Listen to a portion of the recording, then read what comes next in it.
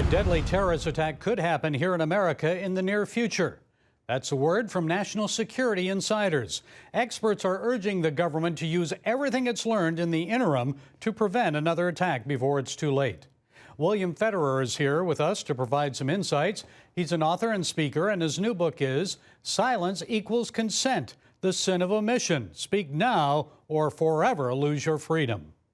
Bill, you warned years ago that terrorists were crossing the U.S. border illegally. Now this, the FBI warning of a terror attack. Is it a matter of if or when?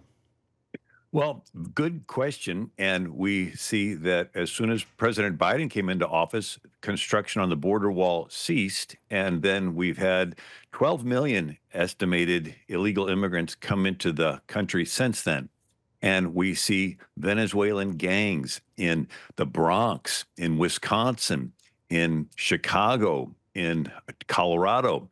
I personally talked to a missionary who said he witnessed poor Haitians being put on airplanes, and he knows they could not afford tickets, being flown to Nicaragua, then being flown into America. Then also, I talked to individuals that said that Somalians are being flown to Qatar and then to Istanbul and then to America. And they're pulling past the terminals, and buses come and take them and bus them to cities all around the country. And the question is, why? You know, I was studying where prior to 1965, most immigrants came to America from Europe, and they had a work ethic where it was a social stigma to receive a handout. And they would tend to vote for candidates that would take away as little as possible from their hard-earned wealth. Well, Lyndon Johnson and Senator Edward Kennedy changed the immigration quotas in 1965 to intentionally bring in more immigrants from poor countries who did not have this social stigma about receiving a handout, and they signed them up for the Great Society welfare state. And a phenomenon was observed that when people signed up for welfare, they tended to vote for candidates that would keep it coming. And it effectively was a way to build a Democrat voter base. But then we see another phenomenon of violence going up in big cities. And is this on purpose or intentional? And if you study the repercussions, as violence goes up, some people move out of the city. Who? Well, pro-family people. Well, they tend to be a higher percentage Republican, and pro-business people. It's hard to shop when customers don't feel safe. Well, pro-business people tend to be a higher percentage Republican. Well, who's left in the city? Well, people on welfare. Well, they tend to be a higher percentage Democrat. And guess what? Everyone who left the city, their name stays on the voter rolls. So if someone wanted to do voter fraud, there would be a cushion there and nobody would notice. And in election years, whoever wins the big city ends up winning the state. Whoever wins the state gets all the electoral votes for the state, and the president is elected by electoral votes.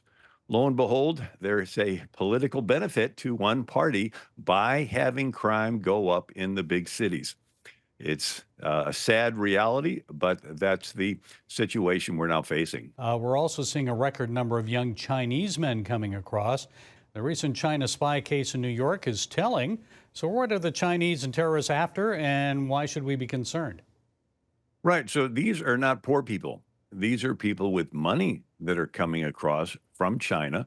My wife, right here in Florida, witnessed a number of these Chinese young men pulling roller bags down major roads where there's no buildings, just walking along a highway pulling roller bags. And then we hear stories of them wandering onto military bases and getting caught and probing. And so when you look at what China has done worldwide, they do have globalist ambitions, pretty clear regarding Taiwan and other areas.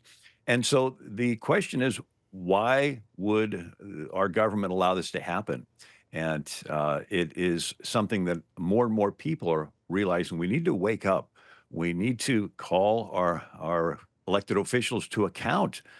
There's school board meetings and city council meetings. I saw one in Ohio where a black gentleman was complaining about Haitian immigrants who don't know how to drive and having cats and dogs being eaten by immigrants. Sad. It's uncomfortable for us to talk about this, but this is what people are facing in these communities.